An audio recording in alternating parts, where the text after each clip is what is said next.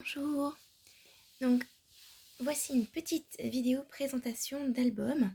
C'est un album que j'ai terminé hier ou ce matin très tôt, comme ça dépend comment on voit les choses. Donc c'est un album qui a été fait avec un tutoriel de Marie Chalanova, puisque c'est un défi en fait de la boutique F Déco. Donc il s'agit d'un album pour un peu plus de 30 photos. Il se présente comme ceci, donc avec une tranche, vous voyez, qui est arrondie. Alors elle le faisait en tissu.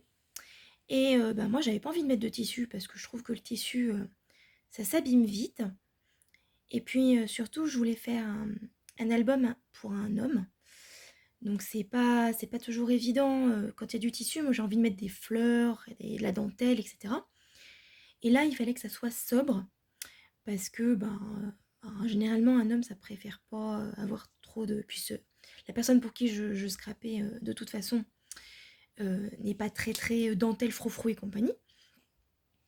Et donc, elle disait mettre du tissu là et là parce que papier, c'était pas possible. Et ben oui, bah si, le papier, c'est possible de le faire.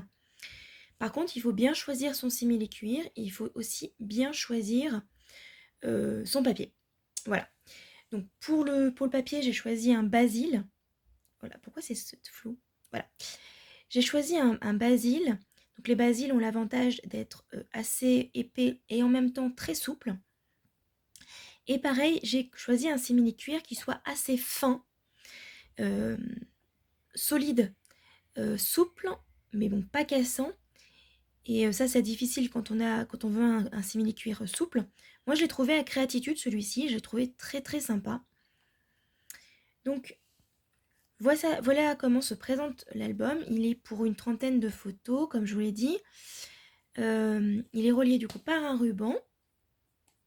Donc le ruban, hop, le voici. Il est placé comme ça. Voilà.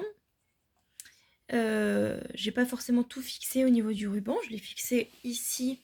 Et au niveau de l'étiquette, je l'ai aussi fixé au niveau de la tranche pour pas que ça bouge. J'ai rajouté du coup des petites demi-perles. Ça, c'est une découpe aussi qu'on peut trouver sur F Déco. Et j'ai utilisé la collection hors saison de Florilège Design. Donc, ah oui, puis des fleurs Prima Marketing. Alors, j'en ai pas mis beaucoup, j'ai mis juste celle-ci en fait.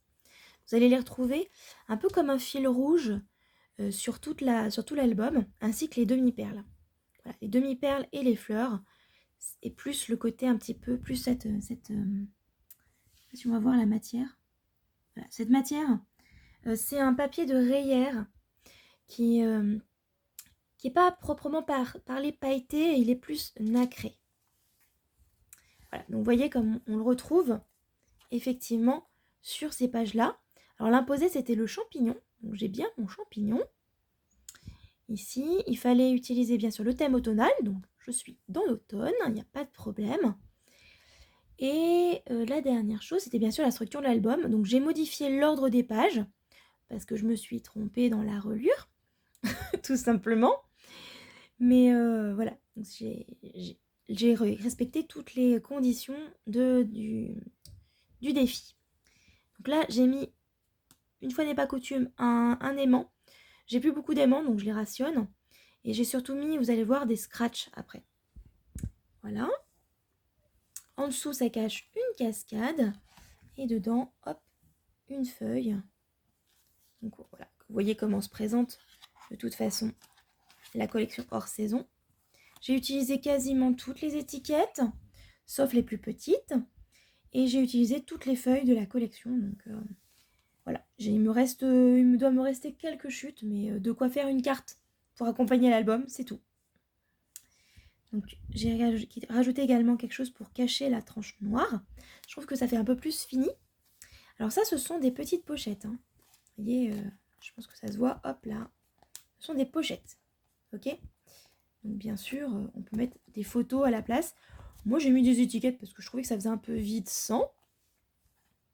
Et donc, vous voyez, moi, j'ai mis des petits scratchs. Alors, à choisir, j'aurais préféré en acheter des plus grands. Je me suis un peu plantée. Enfin bon, là, ça fonctionne bien, donc c'est pas grave. Oups. Du coup, la page qui s'ouvre cache un petit accordéon. Voilà. Hop.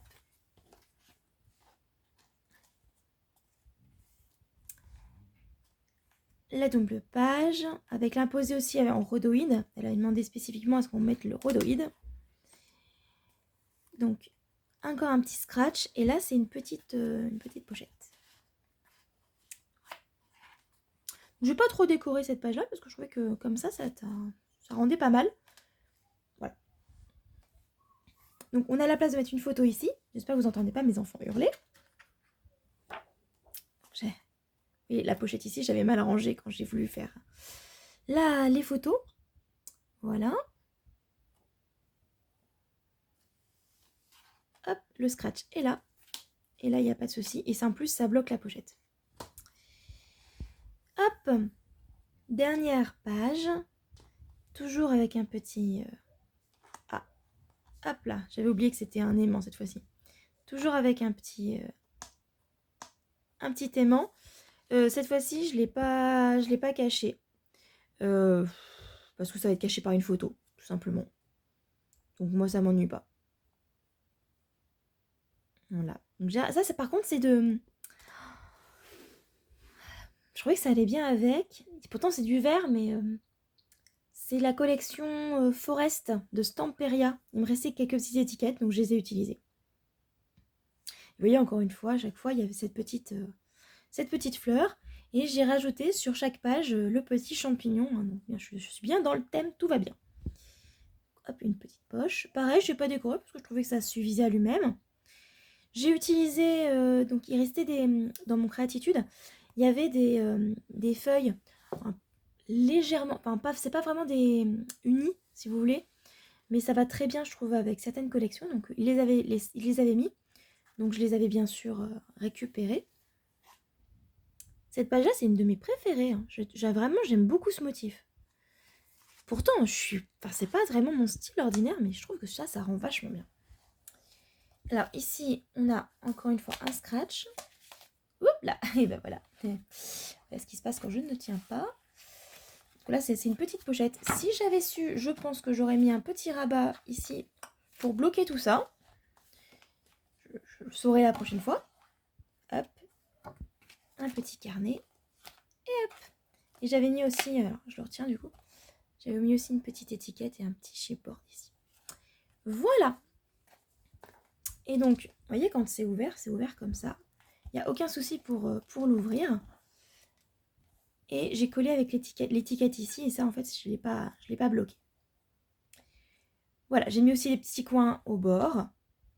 Et puis voilà quoi. J'espère que cette vidéo vous a plu. Et je vais vous mettre du coup dans la barre d'informations le tutoriel pour le réaliser. Bye!